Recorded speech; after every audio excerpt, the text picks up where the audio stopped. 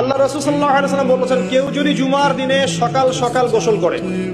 early morning গোসল করে ফেলে, একদম ফরজ গোসলের মতো, এবার সবচেয়ে উত্তম কাপড়টা পরে, নোংরা কাপড় না, বেস্ট কাপড়টা পরে, আতর খুশবু ব্যবহার করে, সুগন্ধি ইউজ করে, সুগন্ধি ব্যবহার করে সে সকাল সকাল পায়ে হেঁটে মসজিদে যায়, বাহনে চড়ে নয়, পায়ে হেঁটে মসজিদে গিয়ে ইমাম বয়ান খুতবা শুরু করার আগেই মসজিদে চলে গেছে, ইমামের কাছাকাছি বসে, কাউকে কষ্ট দেয় না, ইমাম খুতবা দিচ্ছে সে চুপচাপ শুনছে, কাউকে কষ্ট দেয় না, এমনকি পাশে কেউ কথা বলে তাকে এতটুকু বলে না চুপ করো, এতটুকু বলে না, চুপচাপ খুতবা শুনে